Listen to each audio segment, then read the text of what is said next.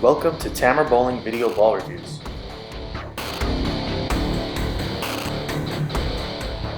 For all your bowling needs, check out our partner, PerfectAimBowling.com. Today we are testing the latest signature ball in Storm's line, the Storm Drive.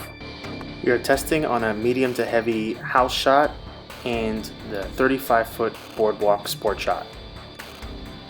First impressions, the Storm Drive revs up nicely in the mid lane and transitions smoothly to roll. There's definitely control characteristics to this piece. Looks like a tournament ball for sure. Value we gave the drive a B-. It's priced on the high end, being in the signature line for Storm, and I can see really effective tournament use and a type of benchmark shape on house shots with the aggressive surface. Overall, we gave the drive a B- on house shot and an A on sport shot. We've seen the dual drive core in the Timeless previously, and some felt that the Timeless was geared towards high rev bowlers, and I think to some extent some will feel the same about the drive. The most immediately obvious characteristic is the much more aggressive surface, which adds mid-lane traction. I love the traction that we saw because it gives you confidence that it won't blow through the break point. The thing that surprised me was the slower response to friction, maybe a touch too slow for house shots. In my test, I really enjoyed the overall motion shape. The ball really looked like it was revving up in the mid lane. I felt very confident throwing the ball. Then the ball tips over slowly and in a controlled manner. Entry angles seem to be lower than the Timeless. However, I do recall how the Timeless changed when I put surface on it. Almost the same reaction. The core seems meant to complement what the bowler is capable of, but its characteristic is roll or revving up, so when the cover was dulled, it took over and controlled the mid lane. I guess what I'm saying is the cover change disproportionately affected ball motion, and that means that for me the Timeless and drive are quite far from each other when matched up to my game. I remember thinking the High Road Nano was pretty balanced from front to back, but the drive is probably a little more so. The dual drive core seems to be a core that likes to spin, and the inverted FE2 core gets a bit more length and boominess. So basically the High Road Nano is more rounded and boomy. The drive is revving and a little more hook set.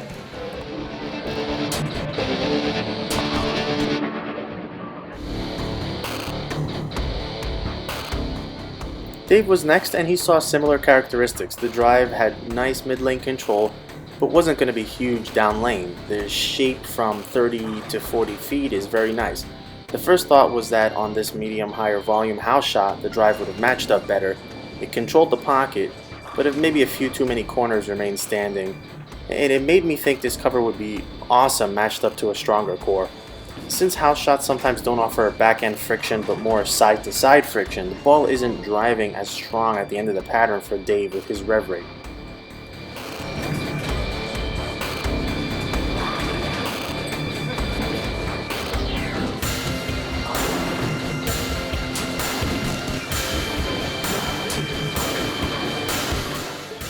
We did a quick comparison with the Timeless, and actually we saw fairly similar characteristics. The drive is basically a couple boards stronger than the Timeless.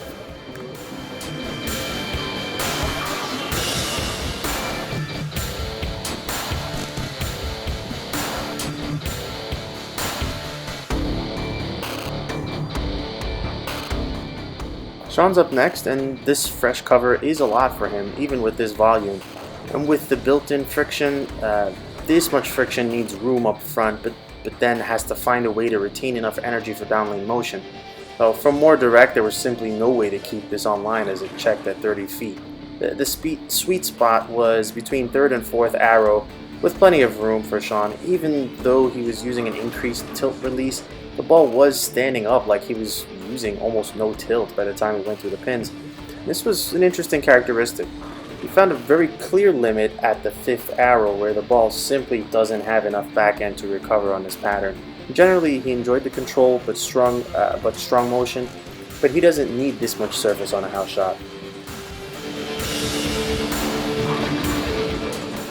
On to Bryan, and he seemed to fare pretty well with the drive. Bryan's lower rev rate and tilt allows him to take advantage of stronger balls or more surface, and in this case he did. He got surprisingly easy length, never feeling like it would check early, but got that hard arc back to the pocket. He found the hole between the second and third arrow out to around 7 at the break point, never having trouble getting there. The closer he got to the third arrow, the softer the ball started to hit, giving him clear indication of the limits.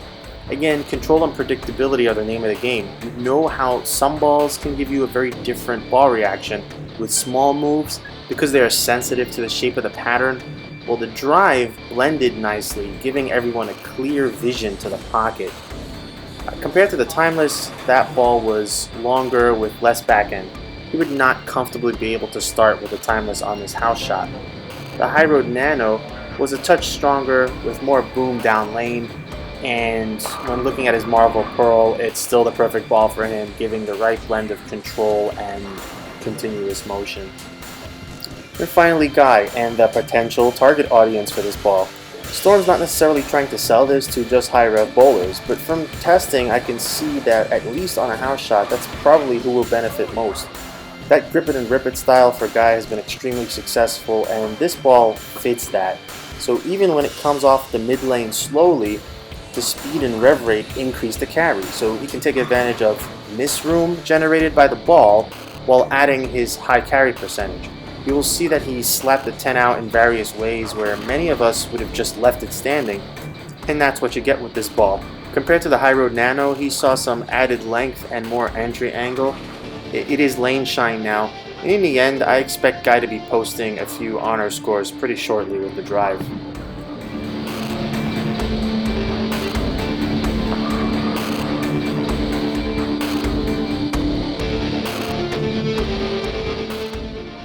We really give a quick test drive on Boardwalk, a 35-foot sport shot, and here the drive shined for every bowler. With the shorter pattern, there's plenty of friction, so the perfect ball is fine. However, the control the drive gave me allowed me to cheat a little and miss in and still strike. Shawn had a pretty good look, as did Bryan.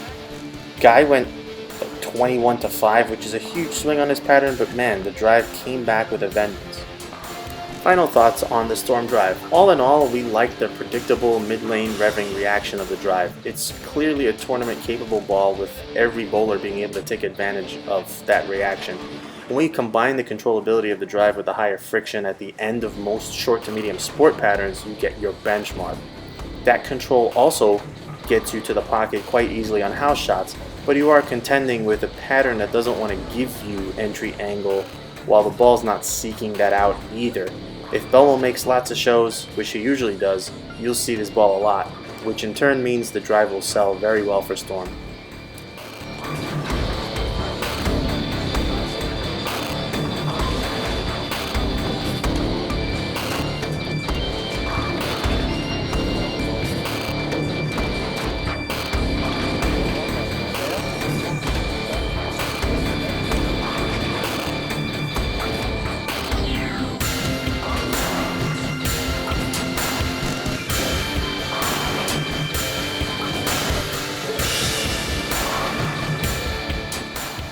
Thank you for watching Tamer Bowling Video Ball Reviews.